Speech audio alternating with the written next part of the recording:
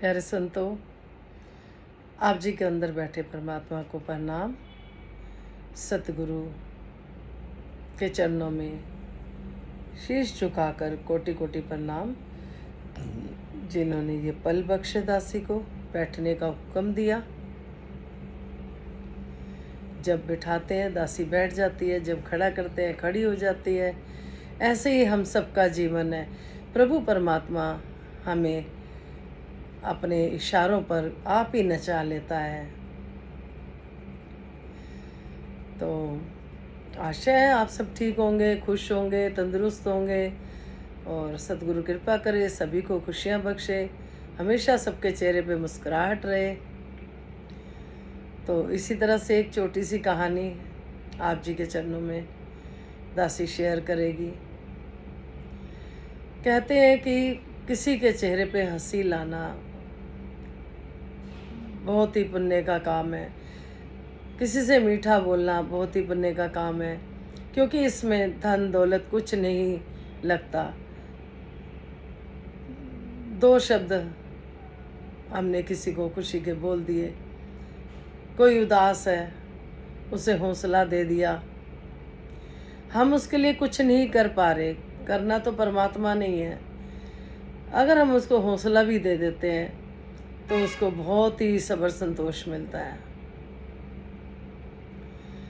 कहते हैं कि एक बार सतगुरु के दो शिष्य थे, उन्होंने दोनों को ही गुलाब के फूलों की टोकरी दी और सतगुरु जी ने बोला कि जो भी मुस्कुरा रहा हो उसको एक गुलाब का फूल दे देना। दोनों संत चले गए। थोड़ी देर बाद जब दोनों वापस आए तो एक की टोकरी वैसे ही भरी हुई थी फूलों से और एक की खाली थी। सतगुरु जी ने वजह पूछी कि आपकी टोकरी भरी हुई क्यों है।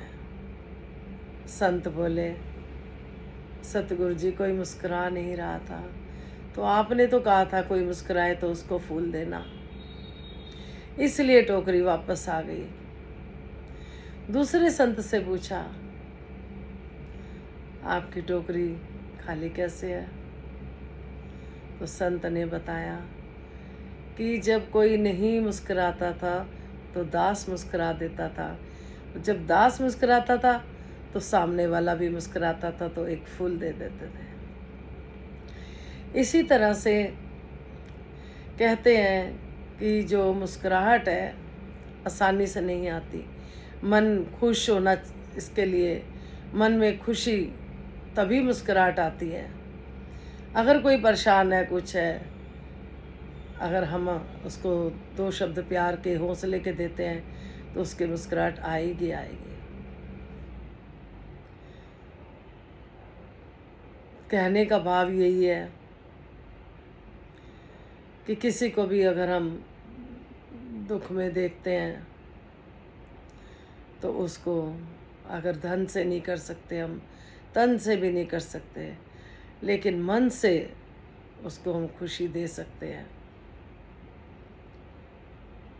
हम सोचते हैं कि हमें फलाना बंदा जानता नहीं है तो हम इससे राम राम भी क्यों करें, हाँ हम इसको देखे भी क्यों। परमात्मा की सारे संतान हैं हम सब, तो जानने वाली तो कोई बात ही नहीं रही।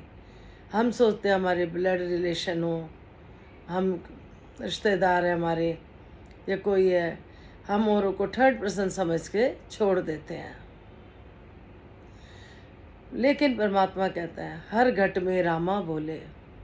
जिसको हम जानते हैं उसके अंदर भी राम है, जिसको नहीं जानते उसके अंदर भी, हर घट में परमात्मा है। जब एक ही प्रभु की संतान है, हम सब एक हैं, हमारे माता पिता एक हैं। सबसे पहला माता पिता जिसने सृष्टि रचाई, तो वो नहीं जब फर्क करता किसी भी तरह का। संत बताते हैं दासी अपने पास से कुछ नहीं कह रही, जो सीखा अपना रिवीजन कर रही है आपसे शेयर करके। बख्श लेना। संत समझाते हैं धूप निकलती है सबको एक जैसी मिलती है, हवा चलती है एक जैसी, और भी जो ऋतुएं चलती है सबको एक जैसे। तो जब हम एक प्रभु के संतान हैं, फर्क इतना है, एक जगह इकट्ठे नहीं रह सकता इतना समाज, इतनी सृष्टि, लेकिन इतना तो हमें सबको पता है कि सृष्टि का रचयिता एक है, एक के हम सब बालक हैं।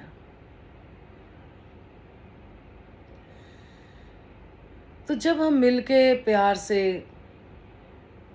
किसी के दुख में अपना योगदान देते हैं, उसे खुशी देने के लिए, उस दिन हमें रात को भी नींद बड़ी अच्छी आती है कि चलो आज हमने किसी के लिए अच्छा काम करा। वो बहन या भाई बहुत उदास थे, हमने थोड़ी सी बात करके उनको जैसे प्रभु के प्रति हौसला देना, समझाना। कहते हैं जो कैंची होती है वो काटने का काम करती है, और जो सुई धागा होता है वो सिलने का काम करता है। अगर कोई दुखी है, अगर हम उसको और कहने लग जाए, हाँ जी आपके साथ तो बहुत बुरा हुआ, ये तो बहुत दुख की बात है, तो उनका दुख और बढ़ जाता है। अगर हम यही कहें कि देखो प्रभु की रजा में रहने, प्रभु की रजा में रहना है, प्रभु की यही इच्छा थी, जैसा भी समय हो किसी का, सच्चे बादशाह कृपा करे, सबको खुशियाँ दे, कोई ऐसा समय ना आए कोई उदास हो। अगर कोई खुश है तो उसकी खुशी में हम शामिल हों। सतगुरु समझाते हैं, अगर तू किसी के दुख में किसी शामिल होगा, किसी की खुशी में शामिल होगा, कहते हैं नर पूजा नारायण पूजा। अगर हमने हर इंसान को परमात्मा का दर्जा दे दिया, सतगुरु कहते हैं तू अवगुण मत देख किसी के, तू गुण देख। अवगुण देखने हैं तो अपने देख। तो सतगुरु कृपा करे, मेहर करे, जो जीवन जीने की कला सतगुरु सिखाते हैं उनको कोटि कोटि प्रणाम, जिनसे दासी भी सीखी। अभी बहुत कमी है जो आपके आशीर्वाद से आप जी ने दूर करनी है, और आप सबको भी परमात्मा खुशहाल रखे, निरोगी रखे,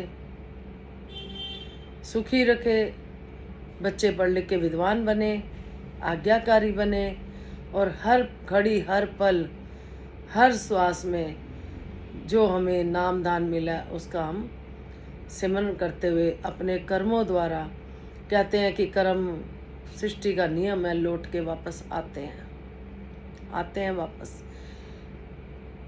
गीता में भी लिखा है, कर्मों का लेखा जोखा तो देना पड़ता है, लेकिन जब सतगुरु मिल जाते हैं वो हमें समझाते हैं, अब तक जो करा ठीक है, अब तो होश में आ जाओ, अब मत करो कुछ ऐसा। बार बार हम सत्संग जाते हैं, बार बार हम बैठ के आ जाते हैं, अगर अपने जीवन में अमल नहीं करते तो दासी को अपना समय याद आ रहा है कि जब दासी सत्संग में जाना शुरू हुई तो दासी कोई बात नहीं मानती थी। एक दिन मन में आया, संतों से कहा दासी ने कि मुझे सतगुरु जी अपने सत्संग में मत बुलाना, क्योंकि मैं तो आपकी बात तो मान नहीं रही आपकी। घर का काम छोड़ के भी आते हैं, सत्संग में बैठते हैं, और जब हम सतगुरु की शिक्षाओं को अपने जीवन में नहीं ला रहे तो दासी ने यही बोला। तो संत कहते बहन जी ऐसे नहीं बोलते। तो दासी ने कहा नहीं मैं सच में बोल रही हूँ ऐसा, क्योंकि जब बात नहीं मानी तो हम सत्संग क्या करने आ रहे हैं। जिस तरह से एक बच्चे को हम स्कूल में भेजते हैं, अगर वो पढ़ाई नहीं करता तो माता पिता भी गुस्से में कह देते हैं स्कूल क्या करने जा रहा है जब पढ़ाई नहीं करनी। इसी तरह से दासी ने भी मन में भाव आए, दासी के अपने लिए दासी बता रही है, तो दासी ने ऐसा बोला। 6 महीने तक दासी को सत्संग में बुलावा नहीं आया सतगुरु का। फिर कृपा हुई, उन्होंने जो ज्ञान दिया था कुछ समझ आया कि एक नाव में बैठना है, 2 नाव में पैर रखते हैं तो नाव कभी भी डोल जाती है। संभलती नहीं। तब कृपा हुई सतगुरु की। आज दासी आप जी के चरणों में है। अभी बहुत कमी है दूर करना, और सतगुरु के वचनों पे चलते हुए जीवन बीते, गुरुमत में जीवन बीते, यही अरदास है। सुख पाना चाहते हैं तो सतगुरु के चरणों में आना पड़ेगा, क्योंकि कहते भी हैं अगर सुख लेना है तो शरण राम की ले। फिर खाली आना ही नहीं है, बात भी माननी है।